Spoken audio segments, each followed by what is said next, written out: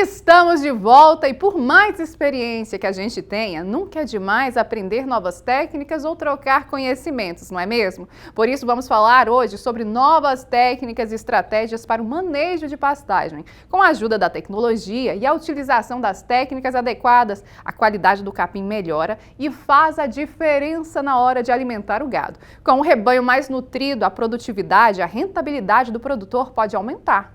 Acompanhe na reportagem. É notório o avanço nos últimos anos no desenvolvimento e no uso de tecnologias de manejo de pastejo. Muitos estudos surgiram em diversas áreas, de diferentes cultivares de forrageiras tropicais. Foi possível gerar tecnologias de baixo custo para esse tipo de manejo. E toda a tecnologia envolvida na produção de pastagem é de grande importância para o produtor rural, que está sempre em busca de mais produtividade.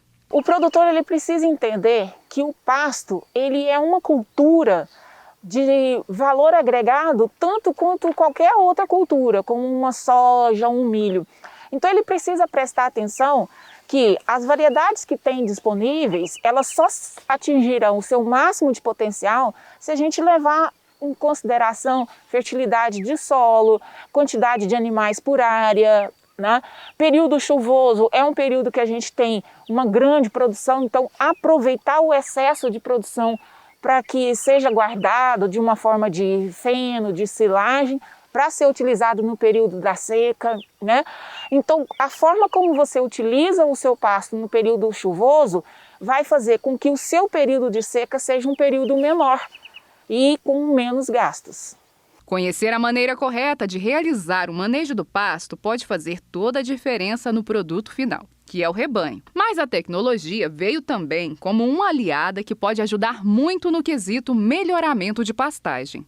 A tecnologia hoje, a gente tem acesso à informática, a uma internet, então dá para a gente baixar alguns programas via celular, tem alguns programinhas, alguns aplicativos que nós podemos colocar que ajuda a gente a monitorar bastante as áreas de pasto, tá? E também tem a tecnologia que vale, que é aquela mais antiga, que é do papelzinho e da caneta, que eu costumo dizer, anotar, medir e pesar. Eu acho que é a tecnologia melhor que tem. O produtor, se ele tem uma área de pasto, é interessante ele saber o tamanho daquele pasto, quantos animais entrou ali. Então você pode fazer isso via alguns aplicativos gratuitos, ou você pode fazer uma planilhinha pequena num computador, você pode fazer num caderno. Seriam essas as tecnologias mais interessantes. As técnicas de pastejo são várias, mas existem algumas que são bem efetivas e mais acessíveis. Conhecendo melhor a sua área, buscando mais informações sobre aquele cultivar, aquela variedade de capim que ele está trabalhando, se ela é mais exigente em fertilidade, também trabalhar um pouco, conhecer um pouco a fertilidade do solo para atender justamente essa necessidade do capim, para você manter pelo menos um patamar mínimo de produção, certo? E assim você consegue manter mais animais na área. Uma outra tecnologia muito interessante é quando a gente faz uso de cercas, de divisões de pastos. Então você agrega mais valor e você agrega opções, porque quando a gente tem um pasto, você tem apenas aquele pasto. Se caso o capim acabar, você não tem para onde correr, né? O fato da gente colocar uma divisão, uma cerca, você passa a trabalhar com duas pastagens, uma descansando e a outra sendo ocupada.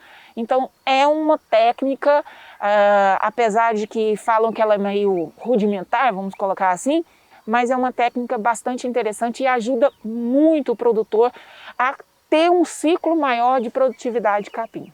A quantidade de piquetes para fazer o rotacionamento vai depender do tipo de criação que o produtor optar para manejar o rebanho. A gente começa dividindo em 2, em 4, em 6, em 8. Alguns proprietários já começam a ter mais divisões, por exemplo, o pessoal do gado de leite gosta muito de trabalhar com mais pastos, porque mais pastagens, mais opção e vaca de leite é todo dia. A agrônoma ainda ressalta a importância da tecnologia na produção da semente das variedades de capim. Nós temos algumas variedades de capins que são colocadas no mercado. Por exemplo, nós temos o capiaçu, que é uma variedade do grupo elefante, é um penicetum, que é bastante interessante em relação à produção de volumoso para o período da seca. Então a gente está trabalhando bastante questão de plantio para você ter um volumoso para o período da seca. Então fazer silagem principalmente, ou servir picado fresco no coxo.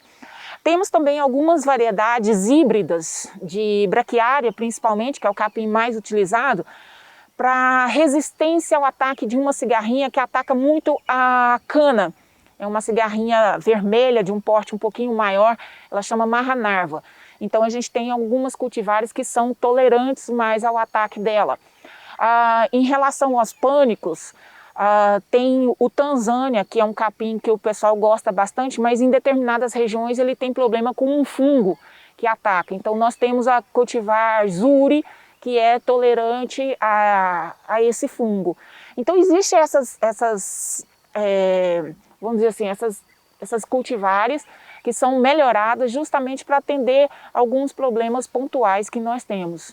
A Letícia explica que tanto para o gado de corte quanto para o gado leiteiro, o tipo de capim pode ser o mesmo. O que muda é o manejo. É que o pessoal do leite, por ter produção todos os dias, né? A vaca dá leite todos os dias, então ela precisa de uma alimentação melhor todos os dias.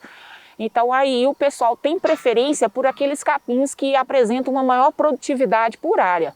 Mais produção por área, mais toneladas por área.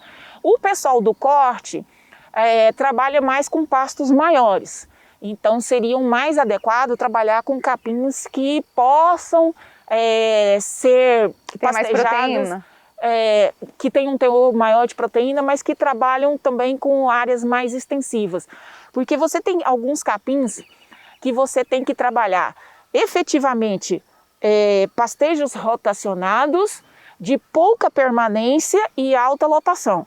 E outros capins que você pode deixar o gado permanecer mais tempo, então que ele não vai perder o valor nutritivo dele tanto assim, né?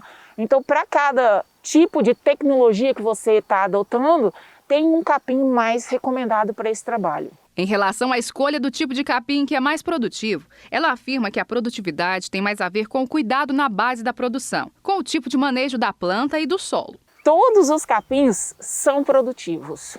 Todos os capins, independente se é braquiária, se é mombaça, se é zuri, se é tamani, se é capiaçu. A coisa mais importante que o pecuarista precisa entender é que o capim não produz sozinho. Ele precisa de uma ajuda. E essa ajuda é em questão à fertilidade do solo. Então eu alcanço maior quantidade, maior produtividade por área à medida que eu vou fazendo os cortes, colocando o gado para cortar o capim produzido, retirando o animal dali, dando um período de descanso para esse pasto, para ele poder recuperar a produção de folhas e manter a fertilidade do solo pelo menos num nível mínimo de produtividade.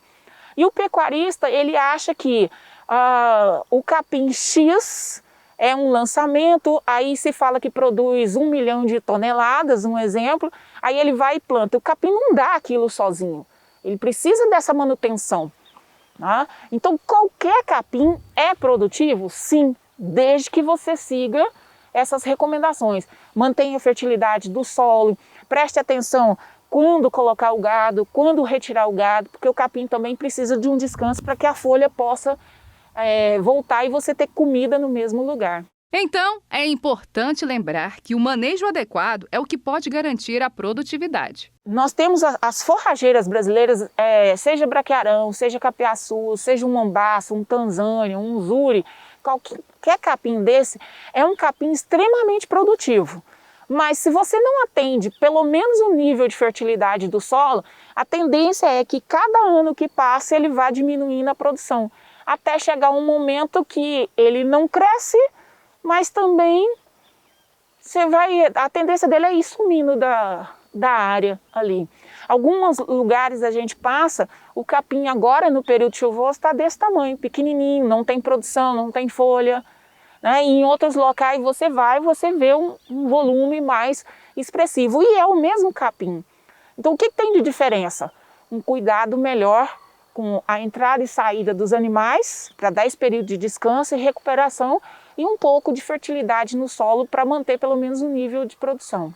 E ela deixa a dica para o produtor que vai começar a formar o pasto. A gente tem que pensar de modo geral. Então vamos lá. A primeira coisa que ele precisa saber, ele quer trabalhar com mais ou menos tecnologia? E aí a gente diz o seguinte: pastejos extensivos são aqueles pastos maiores onde o gado permanece mais tempo. Então, para esse sistema de produção, é de baixa tecnologia, o custo de implantação é pequeno e o custo de manutenção também é pequeno, porque são pastos maiores, vão caber menos gado. Então, tem um capim mais adequado para isso, que são as braquiárias. Ok. Já que você está querendo fazer um sistema um pouco mais intensivo, vamos lá, um de média tecnologia, seria você pegar uma área e dividir ela, por exemplo, em 4 pastos, 6 pastos. Então é um produtor que já fez uso de uma cerca, que precisa de um capim que responda mais rapidamente, pode ser até a braquiária, sem problema nenhum. Só que aí a gente já vai partir para uma correção de solo, uma adubação mínima, para esse capim ter essa produtividade. Quando nós vamos passar por uma tecnologia onde nós vamos dividir mais áreas, quanto mais divisões você faz, mas também eu tenho a opção de trabalhar com os pânicos, que seria o mombaço, o zuri, quênia, que são capins altamente produtivos. E fazer essa diversificação tanto de cultura, né? Quanto também o rotacionado. O rotacionado. E aí são capins que exigem fertilidade. Não tem como, ele tem uma exigência mínima e eu tenho que atender aquele mínimo dele, senão eu não vou conseguir ter produção, tá?